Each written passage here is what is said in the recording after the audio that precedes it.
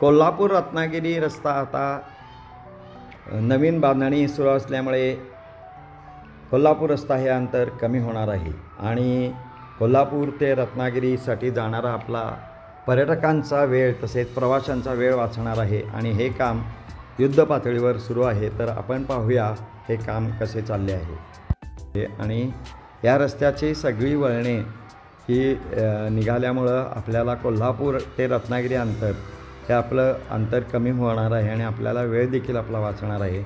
तर साधारण या रस्त्यामुळे कोल्हापूर ते रत्नागिरी अंतर कमीत कमी 20 किलोमीटर कमी होईल असा अंदाज आहे आणि शिवाय आपला वेळ कमीत कमी 1 तास वाचेल। म्हणजे कोल्हापूरहून रत्नागिरीला जायला सध्या 4 तास लागतात, ते आपण 3 तासात पोहोचू।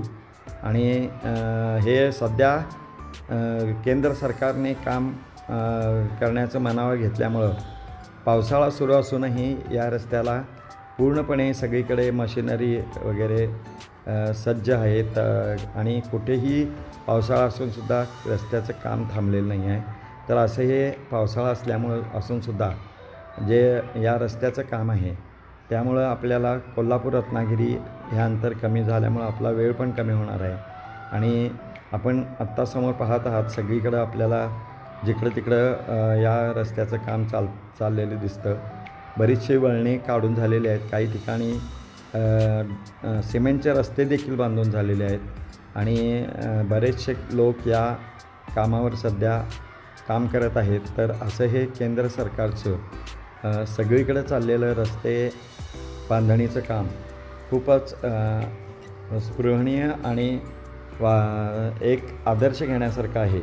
तर हा जो कोल्हापूर आंबाघाटामार्गे कोल्हापूर रत्नागिरी रोड आहे त्या रस्त्याला आम्ही गेलो होतो आणि तिथं जे चाललेलं काम आहे ते आम्ही पाहिलं आणि हे खूपच समाधानकारक असं हे काम चाललेलं आहे आणि लवकरच आपल्याला त्या रस्त्याचं अंतर कमी होऊन कोल्हापूर रत्नागिरी हा आपला जो वेळ आहे तो वाचणार आहे।